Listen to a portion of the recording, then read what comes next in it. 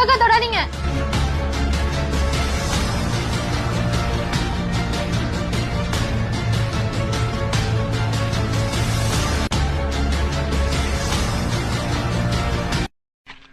அது ஒண்ணு இல்ல, கீழே போட்டு.